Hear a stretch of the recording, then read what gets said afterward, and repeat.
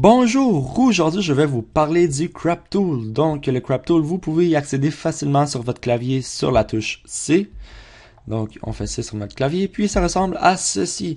Donc si c'est la première fois que vous l'utilisez, sûrement que Delete Crop Pixels, il va être coché. Je vous recommande de le décocher car ça enlève la qualité à votre image quand vous utilisez le Crop Tool. Donc moi je l'enlève. Puis le Crop Tool, ça permet de couper votre image à la taille désirée. Donc on va dire que je veux juste avoir les tours sélectionnés, donc les gratte-ciels ici sélectionnés. Puis je fais le crochet. Comme vous pouvez voir, tout ce qui n'était pas sélectionné vient d'être désélectionné. Quelque chose qui est très le fun avec le Crop Tool, c'est que si vous retournez dans le Crop Tool parce que vous vous êtes dit « Ah, j'ai oublié de mettre dans la sélection la lumière », donc je fais juste vous remonter ici. Puis vous pouvez tout le temps revenir en arrière si vous revenez dans le Crop Tool. Donc en cliquant sur le crochet, vous pouvez revenir en arrière en recliquant ici dans les points de sélection. Comme vous pouvez le voir.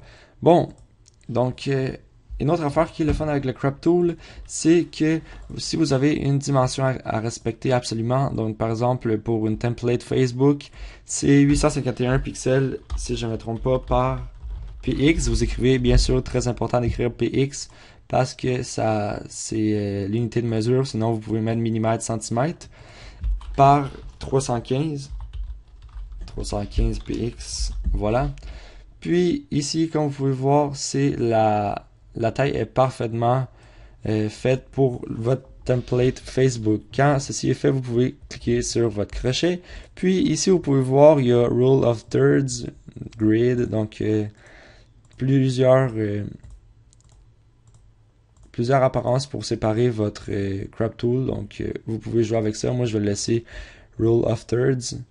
Puis ici, vous pouvez voir, il y a déjà des dimensions qui vous proposent. Vous pouvez jouer avec ceci. Donc, comme j'avais mis tantôt, c'était du 851 px pour pixels par 315 pixels. Voilà, je clique sur le crochet. Puis, comme vous pouvez voir, ma sélection elle a été coupée directement pour la template Facebook. Donc, le Crop Tool, il permet vraiment de redimensionner les images comme vous le voulez. Puis, c'est pas mal ça pour le Crop Tool. Donc, merci d'avoir regardé ma vidéo. Il y aura plusieurs autres vidéos à venir. Puis, on se revoit. Bye bye.